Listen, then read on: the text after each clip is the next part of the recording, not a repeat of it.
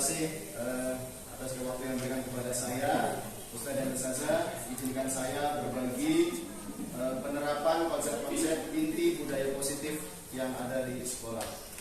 Sebelumnya saya ucapkan terima kasih kepada Ustaz Adi selaku kepala sekolah yang sudah memberikan kesempatan, memberikan izin kepada saya untuk mengikuti program guru penggerak. Ya.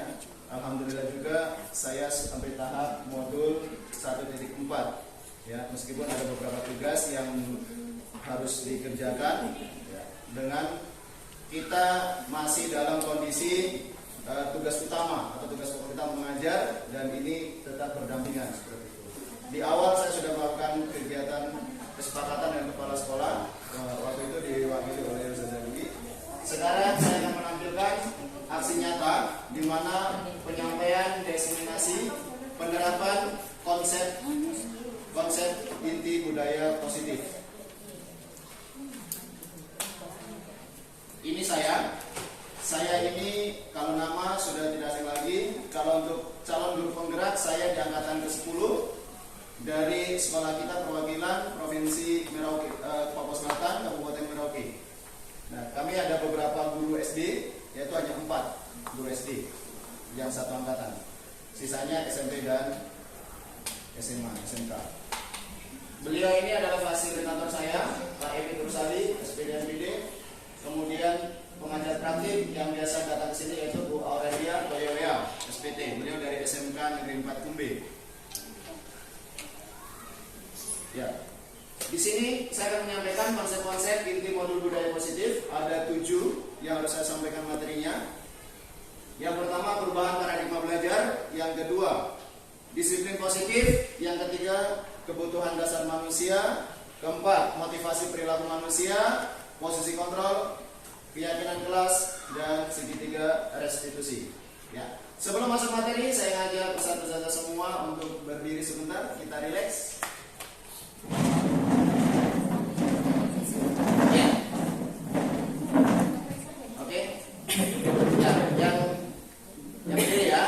Kita akan sedikit, kita akan berhitung, dan kita berhitungnya menggunakan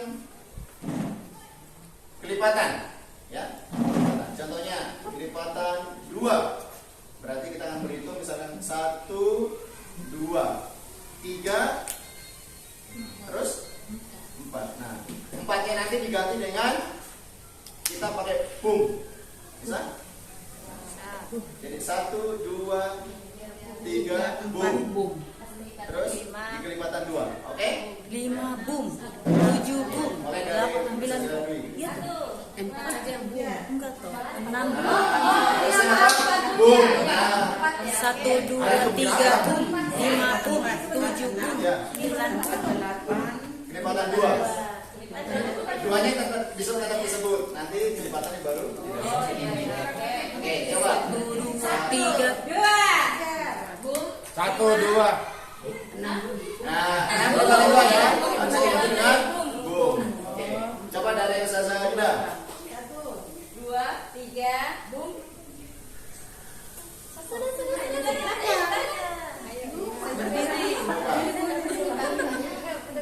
Ya. Oke.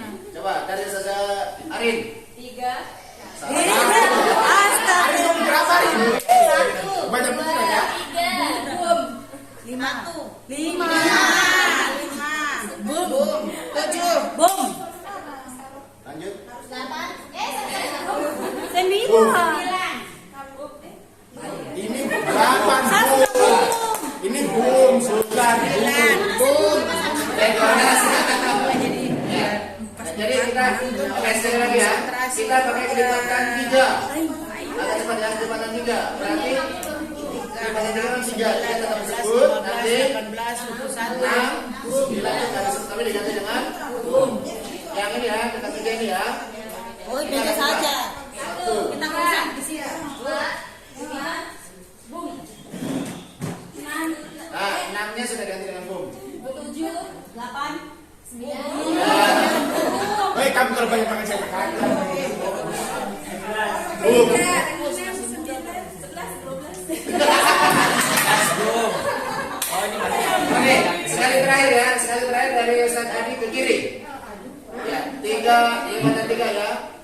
1. 2, 3, 4. Boom. Lipatan 3, boom. Tiganya tidak bisa bu.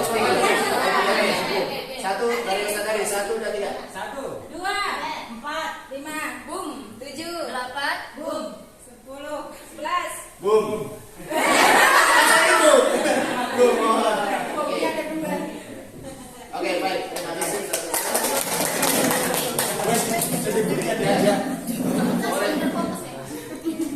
Ya, kita akan masuk.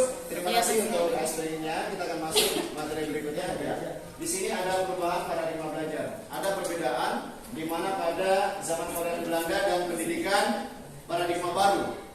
Pada kolonial Belanda, rakyat hanya diajari berhitung, menulis dan membaca seadanya dan untuk kepentingan kolonial Belanda. Nah, ini yang membuat biasanya di Papua lebih dominan di sini. Berhitung, menulis dan membaca.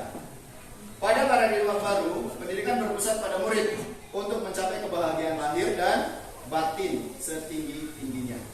Ya, ini ada perubahan di paradigma belajar. Lanjut. Pendidikan paradigma baru yaitu pembelajaran yang berorientasi pada penguatan kompetensi dan pengembangan karakter yang sesuai dengan nilai-nilai Pancasila. Pembelajaran paradigma baru memastikan praktik pembelajaran yang berpusat pada murid, yang mana setiap murid belajar sesuai dengan kebutuhan dan tahap perkembangannya untuk mewujudkan profil pelajar Pancasila. Ini dikutip dari Kemdikbudristek tahun 2022. Profil pelajar Pancasila di sini ada 6 tahapan. Yang pertama, beriman, bertakwa kepada Tuhan Yang Maha Esa dan berakhlak mulia, mandiri, bernalar kritis, berkebinekaan global, bergotong royong, kreatif. Ya. Di sini semuanya tercampur dalam belajar Pancasila.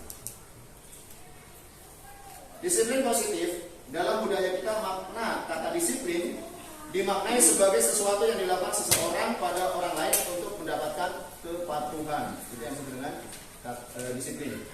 Kemudian sebagai pendidik, tujuan kita adalah menciptakan anak-anak yang memiliki disiplin diri sehingga mereka bisa berperilaku dengan mengacu pada nilai-nilai kebajikan secara universal dan memiliki motivasi intrinsik atau dalam diri, bukan ekstrinsik atau pengaruh orang lain. Disiplin positif merupakan salah satu cara penerapan disiplin yang bertujuan untuk menumbuhkan kesadaran anak untuk melakukan sesuatu tanpa hadiah atau reward, tanpa ancaman atau maupun hukuman. Ya, artinya anak-anak melakukan sesuatu tidak karena dapat hadiah, bukan karena reward, bukan karena diancam, bukan karena dihukum, ya. Kemudian kebutuhan dasar manusia. Kebutuhan dasar manusia itu ada 5. Yang pertama, bertahan hidup. Pasti kita semua perlu bertahan hidup. Kalau tidak bertahan hidup berarti tidak perlu mencari makan, tidak perlu mencari nafkah. Ya. Yang kedua, kasih sayang dan rasa diterima. Bayangkan kalau tidak dikasihi, tidak disayangi, siswa kita tidak diterima oleh kehadirannya oleh teman-teman. Contohnya akan terjadi bullying, ada terjadi ya kekerasan, baik itu secara verbal maupun fisik. Ya, dengan kata-kata juga kita bisa mencederai psikisnya anak-anak. Kemudian yang ketiga, penguasaan. Kita harus perlu penguasaan. Yang keempat, kebebasan. Kebebasan dalam artian tidak sebebas-bebasnya, tetapi bebas dalam apa? Ustaz saja? Ya, bebas tetapi dalam aturan. Kemudian kesenangan. Nah, kesenangan kita harus benar-benar memberikan kesenangan kepada peserta didik kita. Lanjut, motivasi perilaku manusia. Kata motivasi adalah dorongan yang timbul pada diri seseorang secara sadar atau tidak sadar untuk melakukan sesuatu tindakan dengan tujuan tertentu. Ya, motivasi saya mengerjakan raport biar selesai cepat, biar tenang. Nah, itu motivasi. Ya, bukan karena nanti dimarah kepala sekolah, tidak. Itu menurut Kamus Besar Bahasa Indonesia. Yang berikutnya, ada 2 jenis motivasi perilaku manusia. Jenisnya yaitu ada motivasi ekstrinsik, yaitu motivasi yang berasal dari luar. Murid melakukan disiplin diri tak dikarenakan takut dihukum atau menghindari hukuman. Contoh, yang terlambat selalu mengangkat sampah atau mencuci kamar mandi. Nah, itu merupakan hukuman. Nah, itu yang akan memicu secara ekstrinsik atau kegiatan dari luar, bukan dari dalam dirinya. Kemudian yang kedua, murid melakukan disiplin diri dikarenakan ingin mendapatkan imbalan berupa hadiah atau pujian dari orang lain. Ya, contohnya, ya yang datang pertama dapat gula-gula, coklat, ya, seperti itu. Nanti akan terus-terus. Nah, jadi ada reward yang memberikan hukuman. Artinya bahwa akan ketergantungan peserta didik kita kepada hadiah tersebut. Kemudian yang kedua, motivasi intrinsik atau motivasi yang berasal dari dalam diri. Yang pertama, menghargai nilai-nilai kebajikan diri sendiri. Murid melakukan disiplin diri dikarenakan sadar akan nilai-nilai kebajikan dalam dirinya. Ya, dengan disiplin dalam diri mungkin karena saya kalau terlambat nanti saya tidak ikut majelis pagi, saya ya terlambat tidak bisa berjalan bersama, gitu ya. Ini adalah motivasi intrinsik dari peserta didik. Kemudian yang berikutnya itu konsep disiplin dengan identitas gagal. Disiplin dikatakan gagal karena ada beberapa faktor. Salah satunya ada hukuman. Hukuman di sini ya meyakinkan, ya itu berarti hukuman. Yang pertama, yang kedua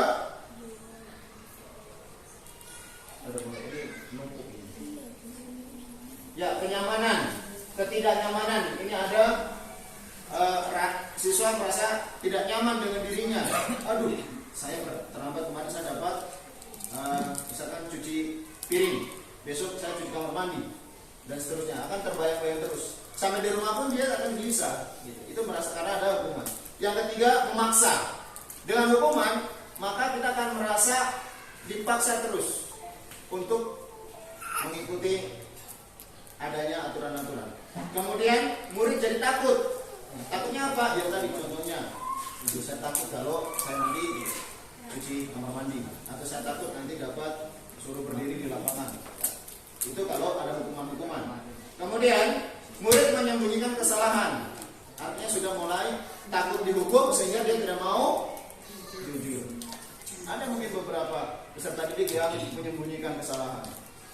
Contohnya, sampah ini sampahnya siapa ya anak? Bukan saya tidak minum. Nah, itu kan ada pasti ada alasan tertentu yang dipakai untuk ya menyembunyikan kesalahan tersebut. Kemudian murid menjadi rendah diri, gampang di kesana gitu ya. Artinya rendah diri sini bukan berarti dia tidak punya akhlak, tapi mudah dipengaruhi. Gitu. Kemudian yang berikutnya yaitu penghargaan atau hadiah. Dikatakan gagal disiplinnya ketika kedisiplinan itu dikarenakan mendapat penghargaan atau hadiah. Yang pertama, tidak efektif. Yang kedua, merusak hubungan. Ya, mungkin kita biasa disampaikan oleh kepala sekolah bahwa kalau memberikan hadiah secara merata. Karena apa? Ya salah satunya untuk ini, supaya tidak termotivasi karena hadiah ataupun penghargaan. Kemudian ada sifat merusak hubungan seperti iri, yang sana dapat saya tidak. Ya. Beberapa momen kita mungkin pernah anak-anak yang bagus dapat hadiah, yang kurang bagus tidak dapat. Nah, itu juga itu akan menjadi gagal disiplinnya. Kemudian yang ketiga, mematikan kreativitas. Aduh, saya mau bikin begini, tapi nanti nggak dapat hadiah. Jadi kreativitasnya itu seperti dibatasi. Kemudian yang keempat, menghukum dengan sistem ranking. Ya, makanya sekarang di Perguruan Merdeka tidak ada rankingan juara-juara di kelas itu, tidak ada. Ya, karena itu secara otomatis menghukum. Ya, saya nilaiku paling rendah di antara teman-teman. Saya peringkat 30 dari 30 siswa. Nah, itu yang memberi, yang menghukum secara dengan sistem rankingnya. Kemudian yang kelima, merampas hak menghargai dirinya. Saya ini harus begini-begini dengan sesuai kemauan saya. Ternyata dengan hadiah dia tidak akan menghargai hak-haknya. Ya, itu dengan hadiah. Kemudian yang berikut, konsep disiplin dengan identitas sukses. Nah, jadi diubah.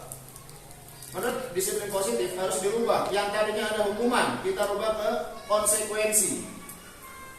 Kemudian hadiah itu kita ubah menjadi restitusi. Kita ubah semuanya. Nah, konsekuensi itu bagaimana? Kenapa bisa dikatakan konsekuensi? Ya, penguatan menggunakan jangka pendek. Kemudian memonitoring berkelanjutan, memberikan stimulus atau respon kepada peserta didik kita, apapun itu keluhannya.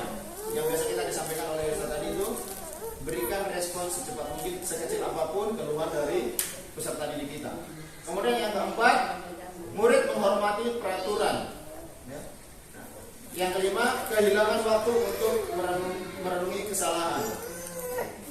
Artinya apa? Tidak murung, tidak apa ya? Itu karena ada konsekuensi. Apa yang disebut konsekuensi dan hukuman? Hukuman itu biasanya berada di aturan yang sepihak. Sementara konsekuensi sudah ada dalam aturan yang disepakati bersama. Kemudian restitusi. Restitusi punya kelebihan atau konsepnya, murid bertanggung jawab atas perilakunya. Yang pertama, dia akan menggali sendiri apa yang dia lakukan, kesalahannya. Dia bisa memberikan solusi sendiri. Kemudian fokus pada permasalahan jangka panjang. Yang ketiga, murid menghormati dirinya dan orang lain. Dia akan menceritakan apa yang dia alami, yang dia lakukan bersama temannya atau bersama guru. Ya. Kemudian menjadi teori kontrol. Dirinya memegang kontrol bahwa iya, saya salah. Saya mengakui kesalahan saya dan apa yang harus saya lakukan itu. Yang kelima, murid bersemangat memperbaiki kesalahan. Karena adanya restitusi tadi, cerita. Itu yang disebut dengan, biasanya kesalahan bikin mungkin wali kelas ada namanya konseling. Itu yang disebut restitusi. Kemudian masa disiplin dengan pendekatan restitusi adalah sebuah cara menanamkan disiplin pada murid. Nah, di sini yang paling tepat dari 4 tadi, ini yang paling disarankan yaitu restitusi. Apa itu restitusi? Restitusi adalah proses menciptakan kondisi bagi murid untuk memperbaiki kesalahan mereka sehingga mereka bisa kembali pada kelompok mereka dengan karakter yang lebih kuat. Ya, ini pengertian restitusi menurut Gosen tahun 2004. Ciri-ciri restitusi. Yang pertama, menguatkan dan fokus pada solusi. Yang kedua, fokus pada karakter, bukan tindakan. Jadi fokus pada karakternya, bukan tindakan apa yang harus dapat dukung atau tiba-tiba langsung angkat sampah di halaman sekolah dan lain sebagainya. Yang ketiga, bukan menebus kesalahan, belajar dari kesalahan. Bukan menebus kesalahan, belajar dari kesalahannya. Kemudian yang keempat, mencari kebutuhan dasar yang mendasari tindakan. Mencari kebutuhan dasar yang menjadi tindakan, mendasari tindakan. Oh, saya perlunya begini, saya harus begini. Dia akan merasa sadar dengan sendirinya ketika ada pendampingan secara restitusi. Yang kelima, ada tawaran. Ya, kita menawarkan, memberikan pilihan terbaiknya untuk peserta didik kita, bukan memberikan paksaan. Kamu harus begini, begini tidak, tetapi memberikan tawaran. Sebaiknya bagaimana yang kamu rasakan, apa yang kamu lakukan supaya kesalahanmu itu bisa diakui dan diterima oleh teman yang lain. Itu tanpa menggunakan paksaan. Yang keenam, memperbaiki hubungan. Adanya hubungan guru dengan peserta didik. Kemudian yang ketujuh, menuntun untuk melihat ke dalam diri. Berarti menuntun melihat dalam diri atau kata lainnya itu introspeksi diri. Ya, itu kita menjalin hubungan supaya siswa belajar introspeksi diri. Dari kegiatan ini sangat-sangat yang saya rasakan ini baru, menurut saya itu hal baru yang selama ini saya belum lakukan. Di sini yang saya merasa saya kok sedih ya mendengarkan materi ini. Karena berapa tahun saya dan taunya kamu salah, kamu ini harus begini ya. Itu ada paksaan dari ini. Mungkin saya terbawa suasana ketika saya SD. Guru saya dulu otoriter. Sekarang mungkin masih ada sikap otoriter saya yang terbawa. Kemudian berikut, ada perbedaan hukuman, konsekuensi, dan restitusi. Contoh kasus, murid terlambat datang ke sekolah. Penanganannya akan berbeda di 3 bagian ini. Kalau hukuman, murid disuruh berdiri di depan kelas selama 15 menit atau berdiri sendiri. Itu hukuman. Guru marah-marah terhadap murid sehingga murid menjadi takut. Murid disuruh menulis saya tidak akan terlambat lagi sebanyak 100 kali. Itu hukuman. Itu termasuk hukuman. Kalau konsekuensi, guru memberikan konsekuensi untuk tetap berada di kelas selama jam istirahat berlangsung. Berarti kita sudah menutupi haknya untuk istirahat. Kemudian, guru tegas dan siswa menghormati peraturan. Tegasnya ini ada konsekuensi tegas. Di sini saya kadang bingung juga konsekuensi hukuman ini. Nah, itu kita masih bimbang mana yang termasuk hukuman murni, mana yang masuk konsekuensi. Akhirnya kita diarahkan untuk membuat restitusi. Restitusi itu guru menanyakan keyakinan kelas dan dirinya, kemudian guru membantu siswa menyelesaikan masalahnya. Jadi dikembalikan lagi. Dulu ada kesepakatan kelas begini. Sekarang apa yang kamu langgar, apa yang harus kamu lakukan, dan seterusnya. Jadi siswa menjadi sadar. Artinya bukan menegakkan aturan itu, tetapi menyadarkan anak mana yang kamu langgar, mana yang kamu harus perbaiki. Guru terbuka dan siswa menghormati dirinya dan orang lain. Nah, gurunya terbuka, artinya bisa menerima apapun alasannya. Artinya sudah memberikan alasan, terus kita masih tekan lagi. Harusnya kamu nggak gini. Itu berarti masih memberikan hukuman secara psikis. Oke, kita lanjut. Posisi kontrol. Ya, saya ini otomatis ini juga saya dikte satu-satu, jangan sampai saya salah. Ya, 5 posisi kontrol guru.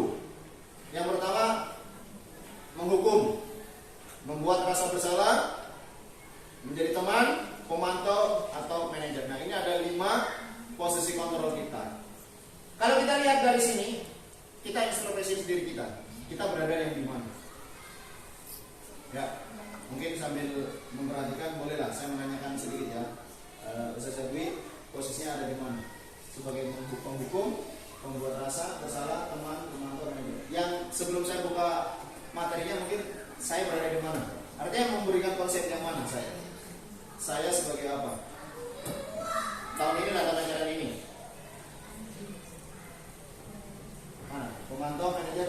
Ini tidak jauh beda dengan yang dulu disampaikan oleh Ustazah Rina. Mana yang sekarang sudah diterapkan? Penghukum, pembuat rasa bersalah, teman, pemantau, atau manajer. Ini contoh aja simpel. Teman. Oke. Nah, menjadi teman. Menurut beliau menjadi teman. Kalau Ustazah Rina, menjadi teman, kadang-kadang menjadi manajer. Ya, kalau kepala sekolah saya belum tanya. Saya Astuti, yang mana? Saya biasanya tuh membuat rasa bersalah sama Biasanya itu, ya, ini yang bahaya nanti jangan sampai. Ya. Kalau kepala sekolah kayaknya ada di sini. Ya. Oh, pantas saya. Ya. Nah, kita akan lihat satu-satu. Nah, untuk penerapan ini, contoh penerapan 5 kontrol. Kasus, murid tidak memakai atribut lengkap saat upacara bendera. Kalau menghukum, patuhi aturan sekolah lalu berdiri di barisan lain. Nah, berarti sudah membedakan. Itu dihukum berarti. Dia sudah merasa mendapat hukuman. Yang berikutnya, pembuat merasa bersalah. Yang siswanya merasa bersalah. Ya, membuat merasa bersalah ini. Berapa kali Bapak bilang sama kamu, Bapak kecewa sama kamu. Artinya merasa, kalau sudah kecewa, dia semakin takut dengan gurunya. Betul tidak? Berarti ini sudah kecewa dan saya bagaimana memulihkan supaya guru saya tidak kecewa. Akan terbayang terus. Kemudian, teman, ayolah yang tertib, buat Bapak Ibu guru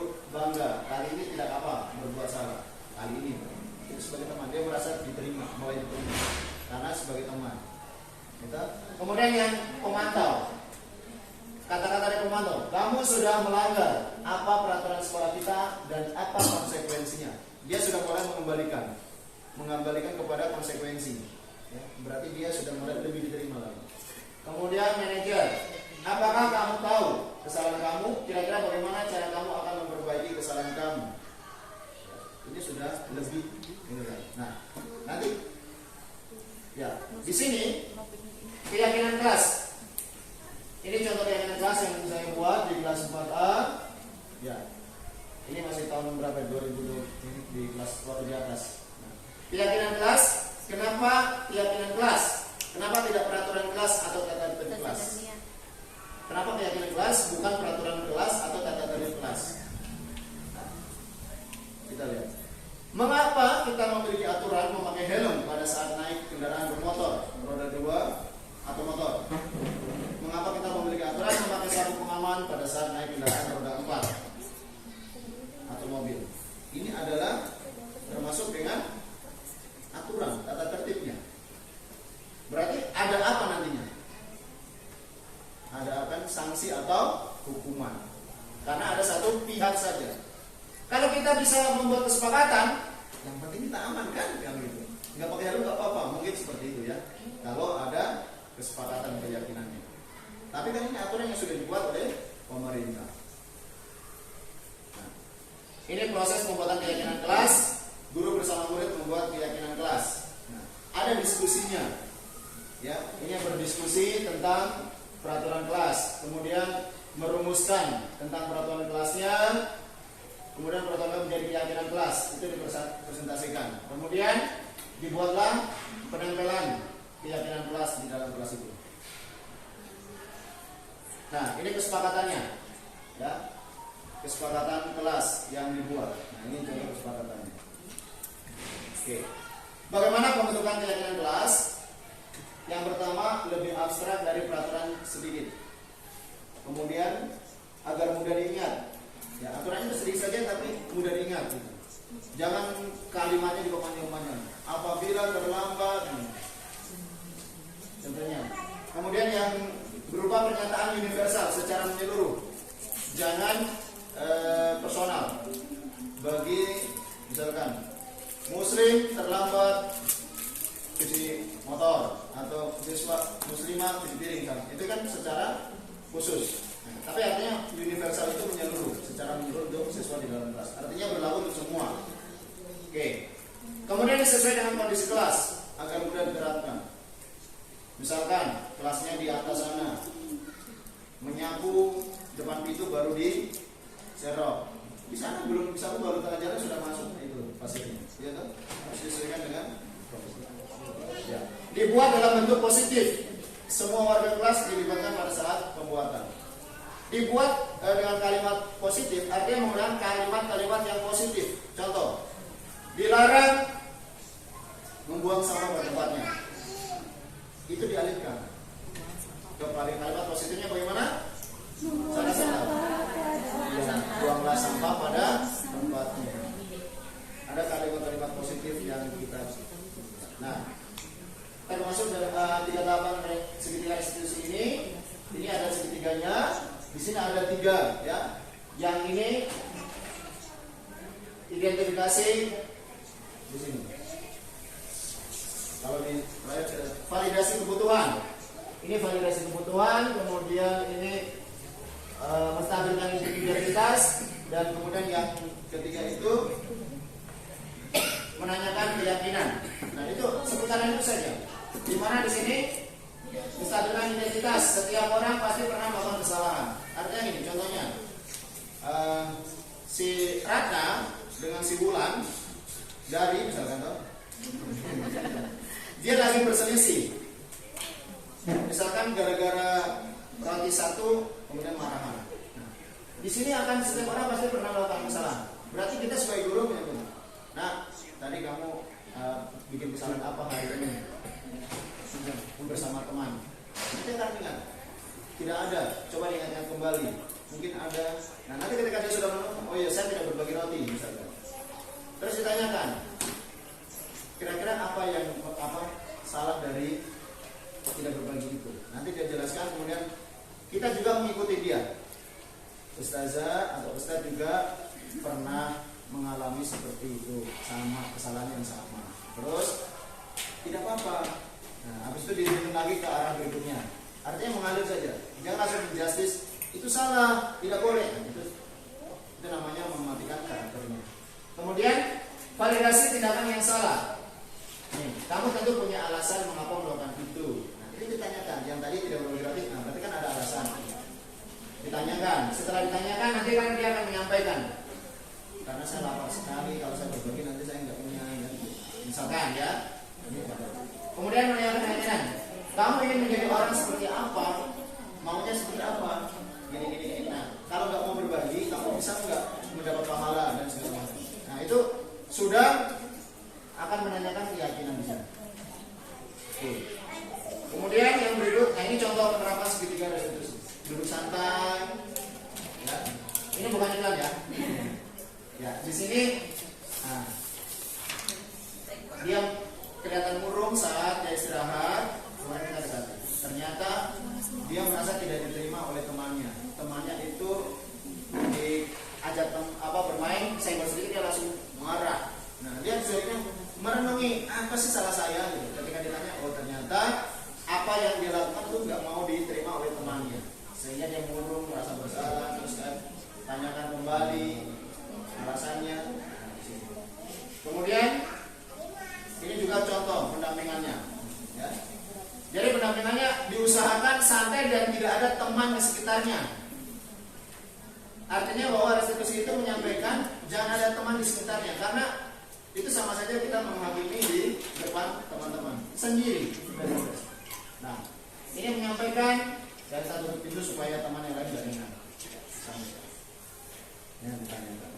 Ini saya screenshot dari video yang sudah saya buat. Nah, di sini juga setelah menanyakan itu kita memberikan tanggapan. Minta setiap kegiatan yang kita lakukan meminta tanggapan dari salah satu murid setelah melakukan segitiga restitusi. Bagaimana tadi ketika Ustaz tanya apa yang disampaikan? Ya. Ini saya screenshot dari video, jadi pas mulutnya bergerak dan ini.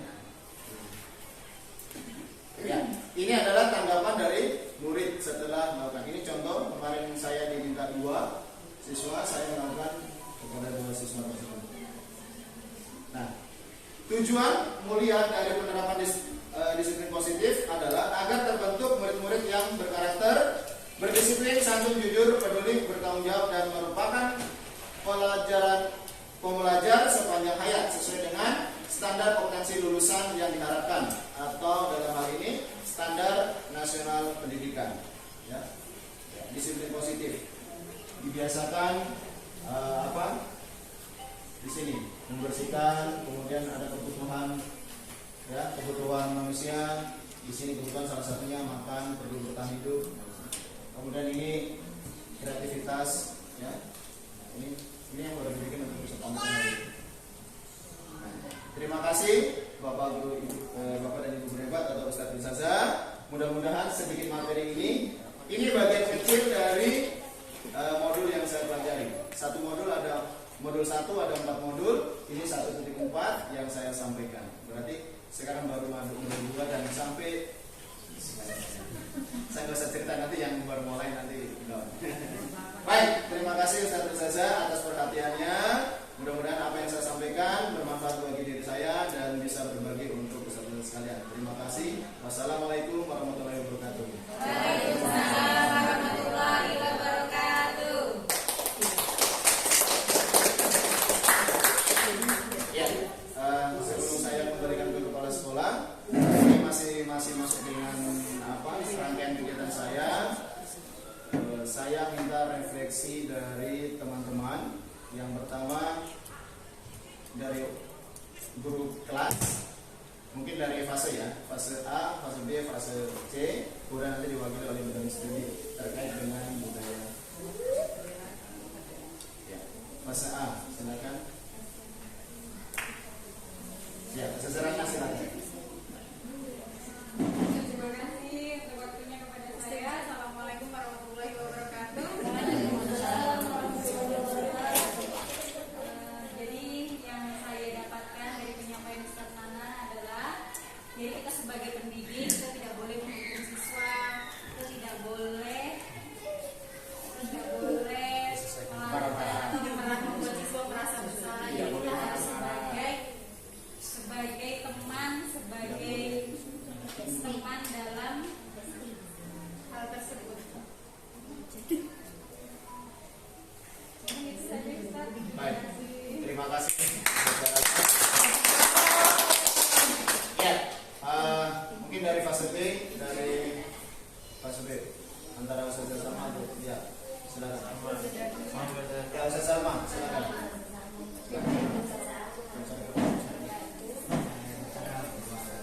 Assalamualaikum warahmatullahi wabarakatuh. Refleksi dari materi yang disampaikan oleh Ustaz Manan ya hampir sama dengan Ustaz Manan, yaitu di mana kita di sini diingatkan kembali bagaimana cara kita mengajar untuk tidak menggunakan hukuman, tetapi kita kembali ke restitusi yang dimana restitusi itu sangat baik bagi kedua belah pihak, baik siswa maupun guru yang saya dapatkan dari penerapan konsep ini budaya positif. Demikian, wassalamualaikum warahmatullahi wabarakatuh. Waalaikumsalam warahmatullahi wabarakatuh. Ya, silakan dari fase C. Arif.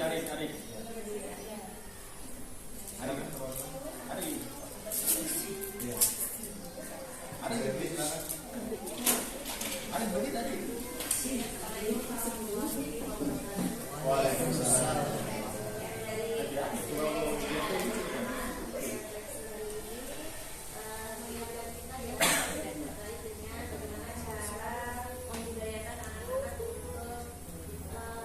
Melakukan budaya positif. Ketika anak-anak itu melakukan suatu kesalahan, kita berusaha untuk tidak langsung menghukum, kita bagaimana cara kita untuk memberikan sesuatu yang positif, karena itu akan bermanfaat nanti untuk karakter mereka. Sekian dari saya. Assalamualaikum warahmatullahi wabarakatuh. Waalaikumsalam. Mungkin dari perwakilan dinas studi Ibu Zaneng. Boleh. Nah, bisa DPK ya. Mungkin agak serang sedikit biar kelihatan dari kamera. Assalamualaikum warahmatullahi wabarakatuh. Waalaikumsalam. Dari yang disampaikan Ustaz Manan sangat jelas dan dipahami, kemudian menjadi refleksi untuk kita semua bahwa ternyata banyak hal yang belum tepat kita lakukan ketika kita menjadi guru. Maka ketika kita ingin menjadikan anak-anak ini anak-anak yang beradab, anak-anak yang memiliki akhlak karimah, kita mulai dari diri kita sendiri dan juga berperilaku positif dalam hal apapun, sehingga yang kita keluarkan juga adalah hal yang positif dan diterima anak juga adalah hal yang positif. Terima kasih Ustazah. Terakhir, ya terima kasih kepada Ustaz dan Ustazah yang guru kelas maupun dinas studi. Terakhir saya meminta refleksi dari Ustaz tadi selaku kepala sekolah SDIP Bagaimana lagi. Baik, terima kasih atas waktunya. Dari materi tadi, mungkin ya dari sebelum ada materi ini dibentuk, itu kan saya sudah mencoba untuk memulai. Ya. Memulainya adalah ketika antum izin, ataupun terlambat dan lain sebagainya, kan saya nggak pernah marah atau pernah marah. Tidak ya. Nah, di situ sebenarnya ketika antum izin itu menginginkan ya ada kesadaran, menimbang ya, apakah perizinan saya itu sangat urgent atau tidak. Jadi dari situ sebenarnya yang ingin saya lakukan adalah menciptakan kesadaran, karena saya melewati tahap ini itu bukan hanya setahun 2 tahun, ya, itu 10-an tahun untuk bagaimana supaya untuk menciptakan sebuah kesadaran. Jadi waktunya cukup lama. Jadi nanti ketika menjadi seorang wali kelas seperti itu ataupun menjadi guru mata pelajaran ketika menghadapi anak-anak, jangan pernah kita langsung mengatakan ini terlalu lama seperti itu. Menyitakan kesadaran anak supaya buang sampah ini masa 6 tahun belum berhasil. Ya kalau untuk memaksakan mungkin bisa, tapi kalau untuk menyadarkan lihat dari sini lulusan dari SDT yang sudah di SMP IT mainan habis minum sampai berdiri botolnya dibuang, berarti kan kita memang masih belum berhasil seperti itu. Jadi memang menciptakan kesadaran itu cukup lama. Yang dibutuhkan adalah kesabaran. Dan luar biasa kita selalu diingatkan. Tahun ini sarana mengingatkan kita, tahun depan nanti saudara akan mengingatkan kita. Terima kasih. Baik, kita beri tepuk tangan untuk pada baik, Ustazah, terima kasih atas semua refleksinya dan Ustaz sudah menyempatkan waktu untuk mengikuti kegiatan aksi nyata saya di modul 1.4. Di sini masih ada 7 modul yang menunggu. Satu modulnya mungkin masih. Ya. Oke, terima kasih Ustazah. Selamat melakukan aktivitas lanjutan. Mohon maaf apabila dalam penyampaian saya tidak maksimal. Mudah-mudahan ini sebagai pembelajaran buat saya dan berbagi buat yang lain. Assalamualaikum. Waalaikumsalam.